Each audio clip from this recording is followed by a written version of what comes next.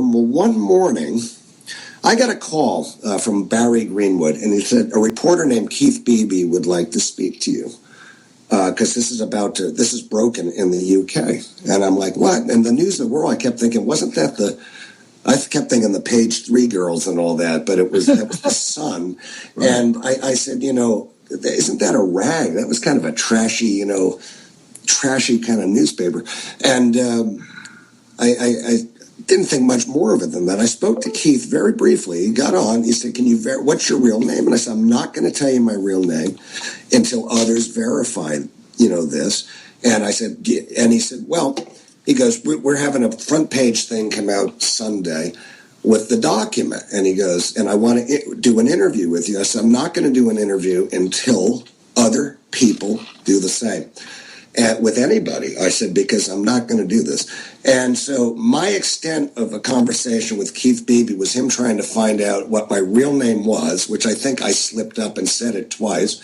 And I didn't even coin that. It was done, Barry Greenwood did that.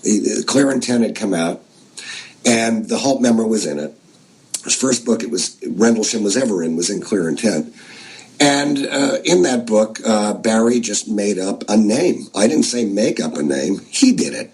And I just didn't want my name used. I've never used a fake name. The Japs tried it with me over there, and they said, well, listen. I said, look, it's Larry Warren. Enough of this circus.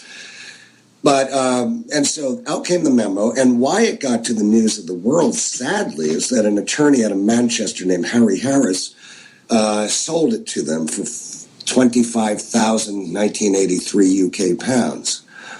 And that money was distributed to one firm or another around the little team in England. That was on the early days of it.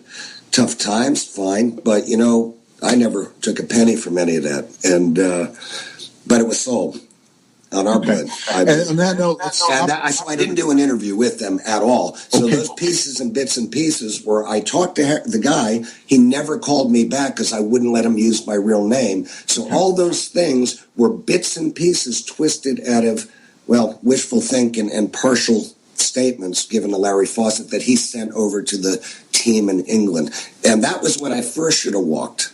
Okay, I agree. When we come back, we'll go into that a little bit more. Then we'll bring Peter in because we want to talk about what you did after that and how it moved forward. Okay, Larry? You bet.